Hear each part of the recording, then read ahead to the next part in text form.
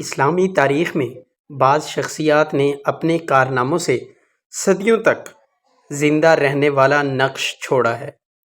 انہی میں سے ایک شخصیت ہیں ملکہ زبیدہ، جو عباسی خلیفہ ہارون رشید کی زوجہ تھی۔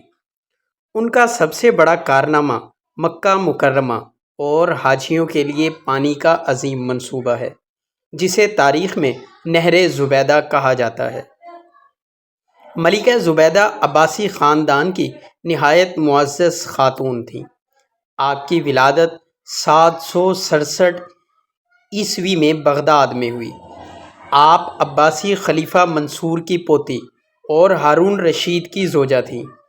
اصل نام امت العزیز تھا، لیکن بچپن ہی سے زبیدہ کے لقب سے مشہور ہوئیں۔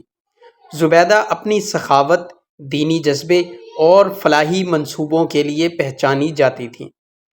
مکہ مکرمہ اور اس کے اطراف میں پانی ہمیشہ ایک بڑی مشکل رہا ہے۔ حاجیوں کو ایام حج میں پیاس کی شدت برداشت کرنی پڑتی تھی۔ اس زمانے میں جدید ذرائع تھے، نہ میٹھے پانی کے ذخائر۔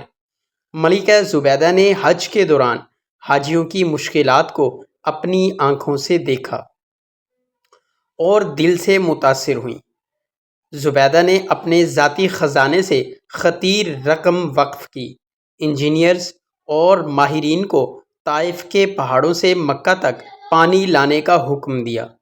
یہ کام نہایت مشکل تھا، کیونکہ درمیان میں پہاڑ، چٹانیں اور خشک وادیوں کا سلسلہ تھا۔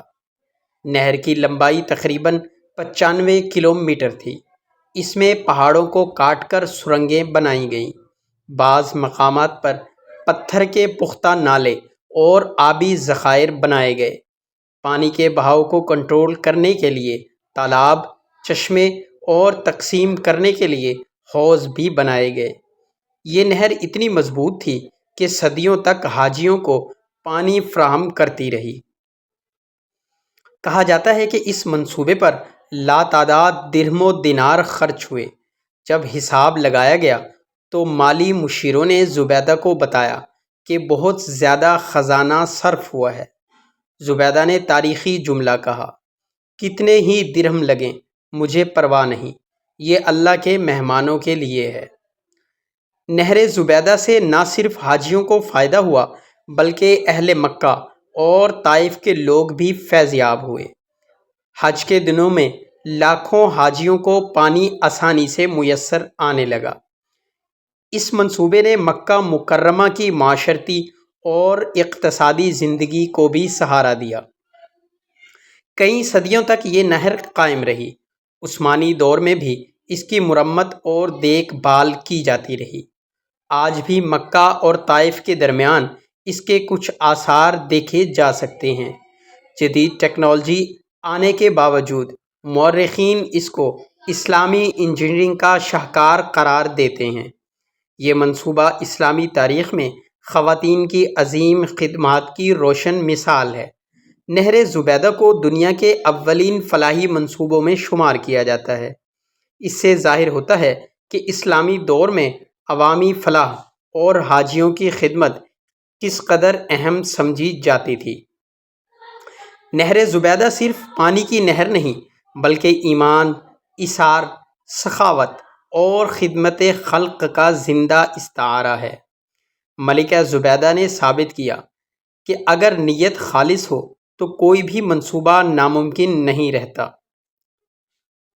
آج بھی جب حاجی مکہ مکرمہ میں آب زمزم اور دیگر سہولتوں سے فیض یاب ہوتے ہیں تو تاریخ ہمیں یاد دلاتی ہے کہ صدیوں پہلے ایک نیک خاتون نے اللہ کے مہمانوں کے لیے اپنی دولت اور محنت وقف کر دی تھی۔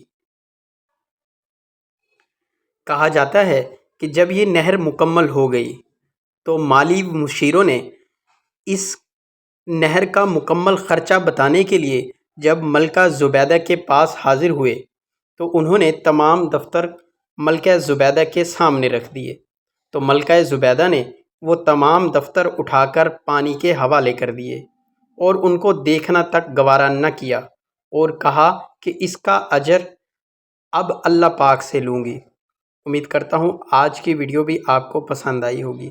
آپ سے درخواست ہے چینل کو سبسکرائب کر لیں اور بیل آئیکن کو پریس کر دیں تاکہ ہر نئی آنے والی ویڈیو سب سے پہلے آپ تک پہنچ سکے۔